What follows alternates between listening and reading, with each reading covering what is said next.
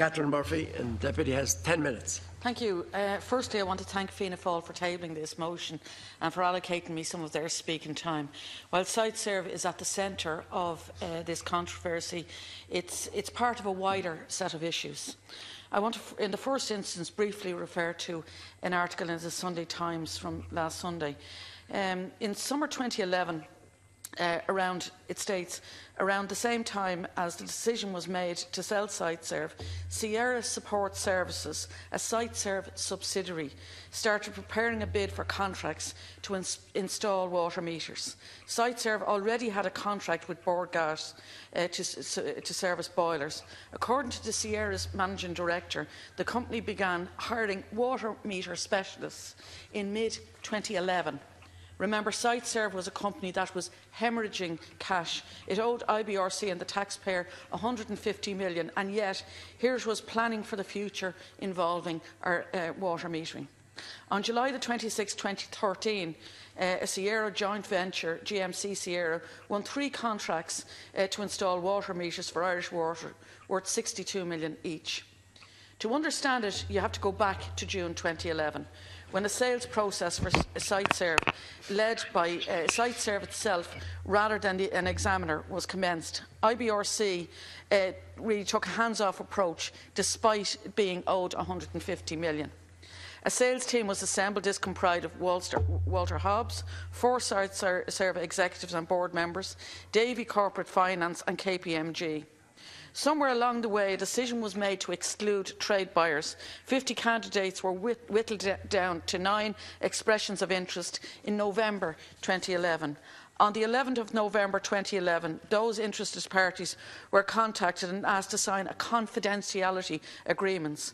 Once they were signed, an information pack about Siteserv was sent to potential bidders. This allowed for due diligence. And there was a deadline of the 5th of December, or the 7th of December at 5 p.m, and that was 2011. Remember that date, the 7th of December 2011, because it is important. Parties are informed that the sales team want the entire process to be concluded by mid-January, so it was quite hasty. We now know that Millington, who was the eventual bidder, was not incorporated until the 7th of December 2011. So given that the entity did not exist, how could it have undertaken the 3 weeks due diligence period required of the other bidders? Millington could not have signed a confidentiality agreement in November 2011, nor could it have received a Siteserv information pack, because it did not exist at the time. So if Millington was able to make a bid later in the process than all other bids, how did it come by the information it needed to make the bid? Because these things are not made on the back of an envelope. Who gave it the information? It is possible that Millington used a proxy, perhaps Ireland, to obtain that information on behalf of Millington. If so, how does that sit with confidentiality agreements? So given that Millington only came into existence in December the 7th, the same day as the deadline for the first round of bids, how can we find out how soon after that Millington actually made a bid? Did that bid follow the 16-point checklist required of the other bids, or was it a 3-page submission that Mr Dukes referred to when he confirmed that Mr O'Brien had advanced knowledge of the sale? You mustn't use people's names outside the House, please. Various sources involved in the process have indicated to me that they always felt that all bidders were not playing from the same starting line. In the information pack sent to prospective bidders who had signed confidentiality agreements, it stated that it should be assumed that the company will be acquired on a debt-free and cash-free basis. Yet, I have had indications, and strong indications, that when Siteserv was sold to Millington, it actually had $10 million on the balance sheet, a combination of cash and debtors. That has to be inquired into.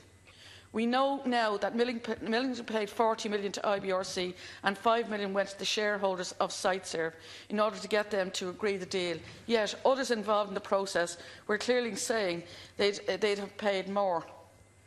Indeed, Altrad, when their person turned up at the shareholders meeting on the 5th of April 2012, Altrad were a trade buyer who were excluded from the bidding process, and they commented they were wondering about the confidentiality aspect of it.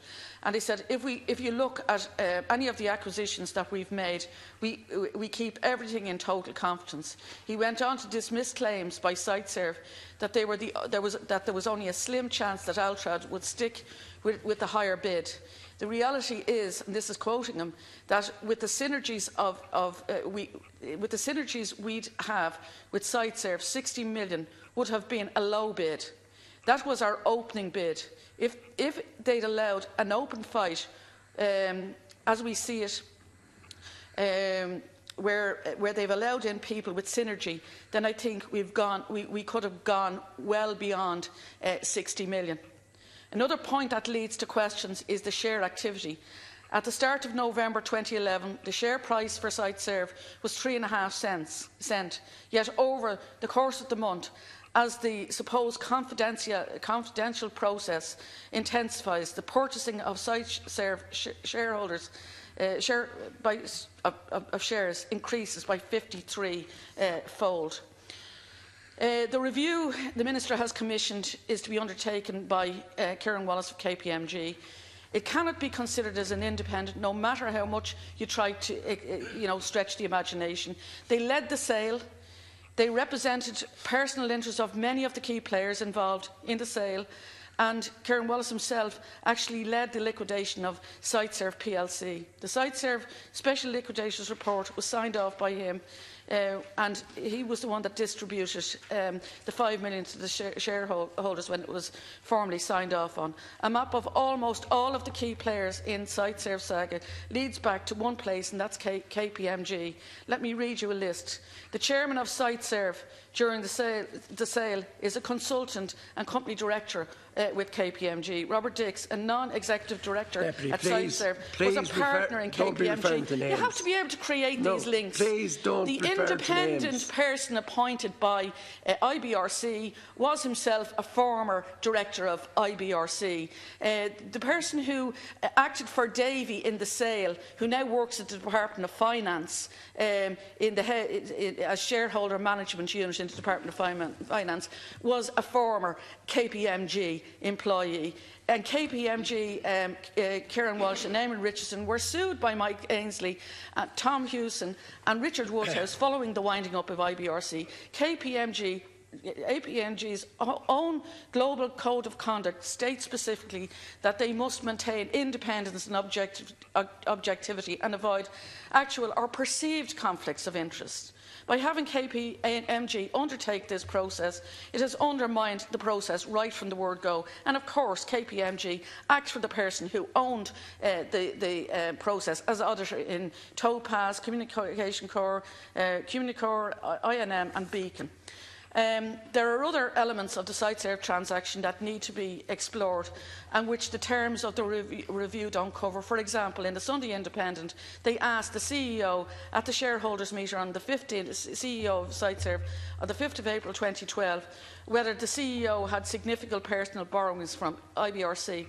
I think it is essential that any inquiry take a look at how those loans played out after the process, after a significant amount was paid to him. The ultimate buyer of Siteserv was one of the largest debtors of IBRC. His loans had expired and had apparently written to Kieran Wallace in his role as special liquidator, seeking the same terms IBRC had allowed him, which was to pay off his loans in his own time at low interest rates.